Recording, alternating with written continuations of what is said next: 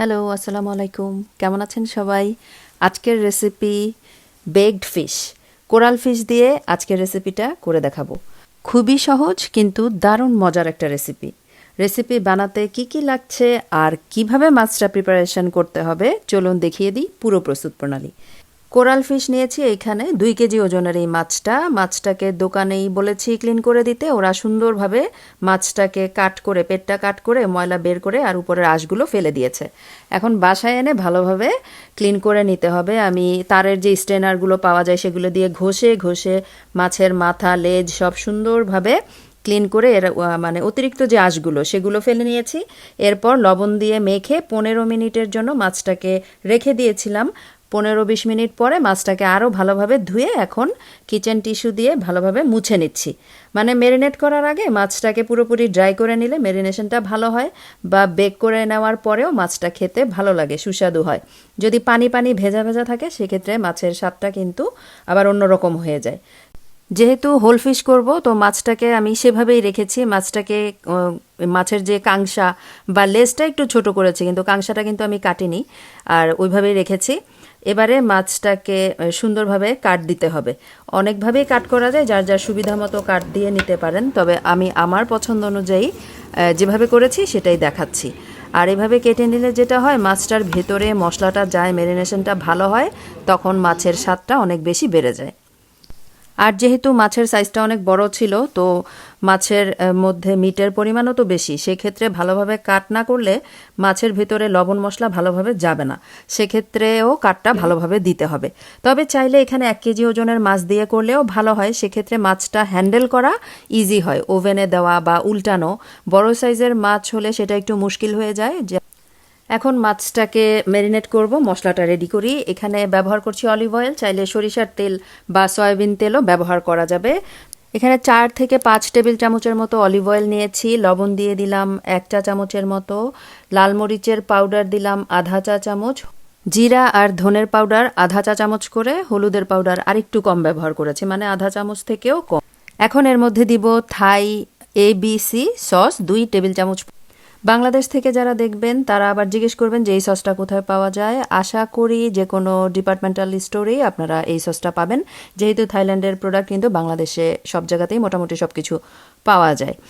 তো এখন এর মধ্যে একটু আদা রসুনের পেস্ট দিয়ে দিচ্ছি। এবারে মশলাটাকে মিক্স করে নিব। এরপর যেটা করব, একটু চেখে দেখব যে লবণের পরিমাণটা ঠিক আছে কিনা। লবণের পরিমাণটা একটু অতিরিক্ত বেশি হলেই মাছের মধ্যে পারফেক্ট হবে, আর যদি সমান সমান ঠিক হয় তাহলে বুঝতে হবে মাছের মধ্যে কিন্তু লবণের পরিমাণটা কমে যাবে।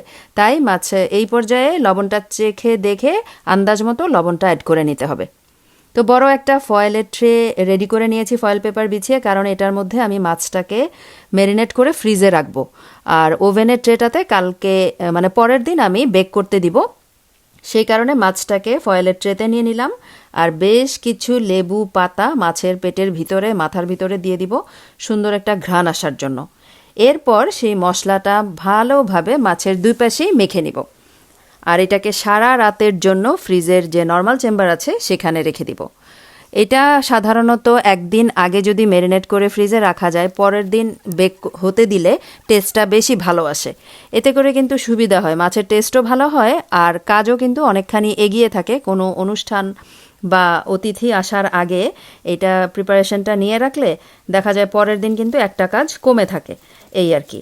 তো ভালোভাবে ভিতরে উপরে সুন্দরভাবে কাটার মাঝে মাঝে আমি মশলাটা মেখে নিচ্ছি।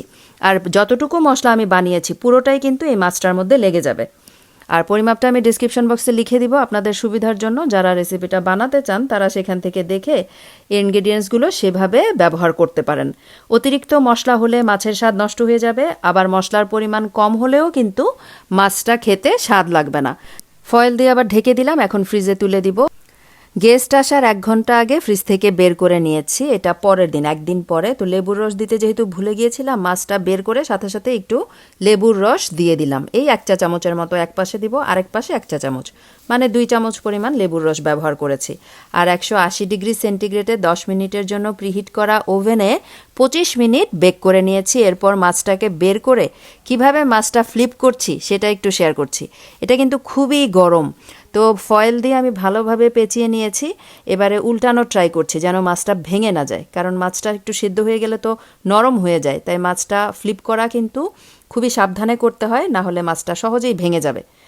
তো খুবই সাবধানে যাক মাছটা ফ্লিপ করলাম, তাও লেজের কাছে একটু ভেঙে গিয়েছিল, কিছু করার নাই, এটাকে জোড়াতালি দিয়ে সাজিয়ে পরে পরিবেশন করতে হবে, এই আর কি।